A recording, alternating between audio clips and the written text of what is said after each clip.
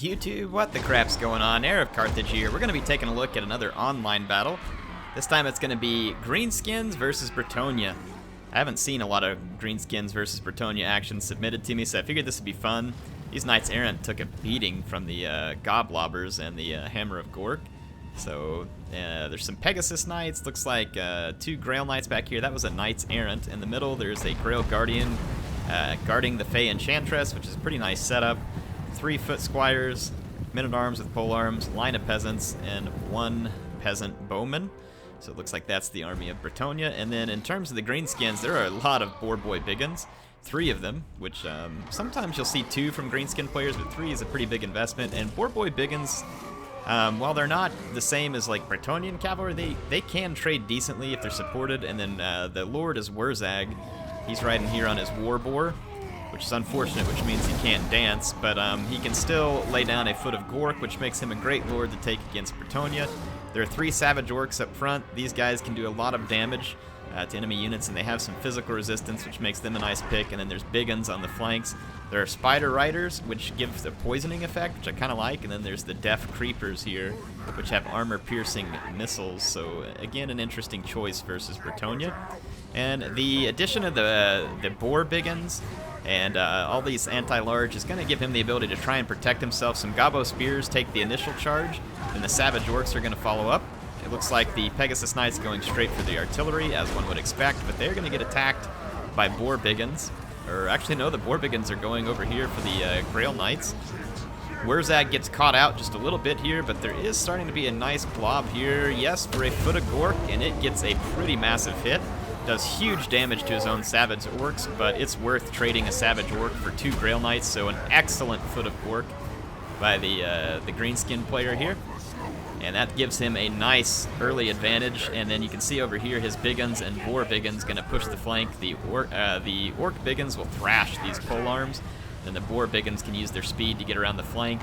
And now the Pegasus Knights are in trouble, because a lot of their ground support is gone, and the Greenskins suddenly find themselves with a lot of room to maneuver in a fight that would have otherwise been quite daunting for them to get past the cavalry of Bretonnia.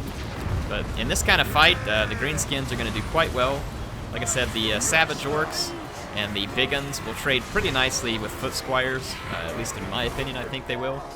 You can see here the Biggins tearing their way through the Men-at-Arms with polearms, and then the Boar Biggins out here taking care of business versus the archers, so that'll be a non-factor. The back of the Bretonnian lines is actually open to a rear charge by these Boar Biggins. I'd like to see that happen, and sure enough, it's going. This is going to be beautiful. So Bretonnia, which is supposed to be all about hammer and anvil tactics, gets hammer and anvil. And oh my goodness, no way. Oh. Normally, Foot of Gork is reserved for cavalry, but when you got a blob that juicy, why not? Why not? So Wurzag's stomping Gork's will to victory here. The only thing that's going to be left are some Grail Guardians, the Enchantress, and maybe, what is it, a Grail Relic? Yeah.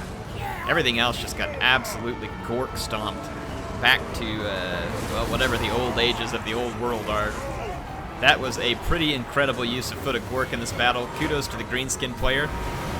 It was an excellent way to face off with the Bretonnians. The Bretonnians got too blobbed up. In this case, the Greenskin player, I feel like, picked a pretty nice army. It was fairly diversified. He had options.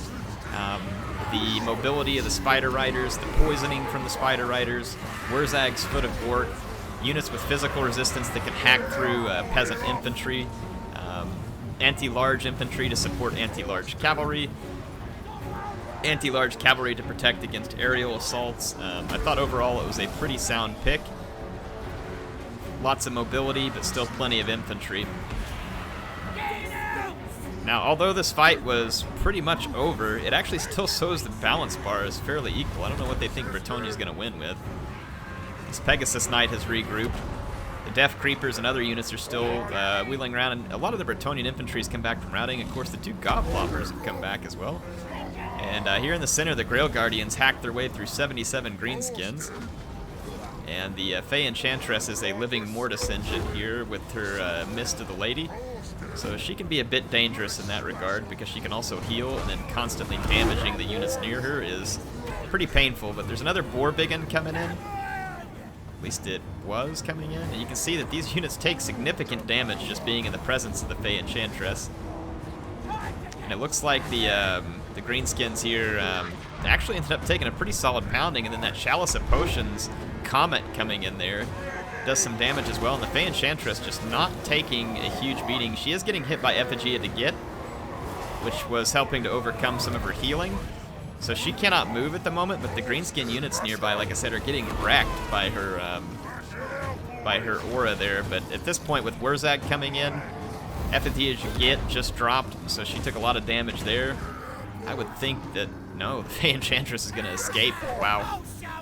So some regrouped Savage Orcs coming back into the fight. They should be able to make decent work of this infantry over here.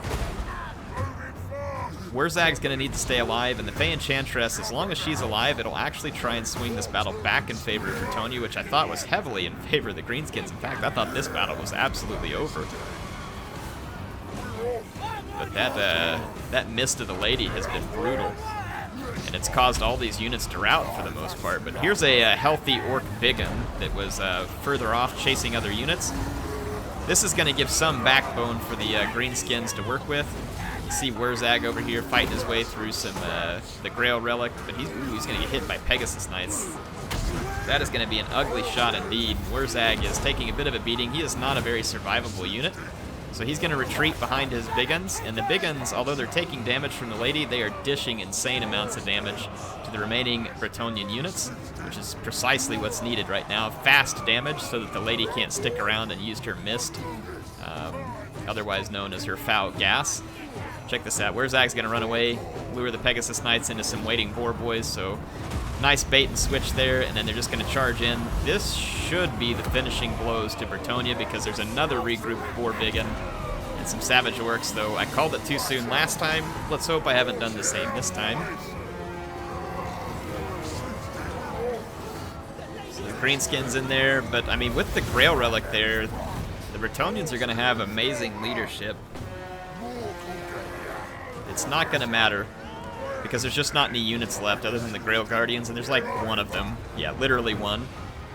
And then you got Wurzag and the Fey Enchantress here riding circles around each other, trying to get a charge in.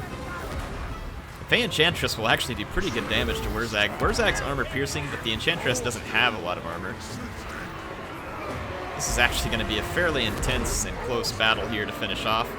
The Deaf Creepers have come back, so they're going to be able to imbue some poison, which will be quite nice, but that extra Comet there did a lot of damage to these Biggins. The Biggins have gotten a ton of kills.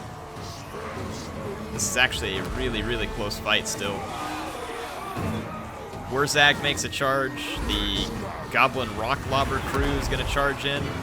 Again, remember, Mist of the Lady is just slowly eating away at all the units around her. And it is indeed taking its toll. The Greenskin leadership is kind of starting to falter, and some of the Foot Squires have come back. But the Lady here actually wavers and breaks, which means that that's going to put an end to the Mist of the Lady, which means that Wurzag should be able to finish things off. Look at this single Grail Guardian that just won't die. That is absurd.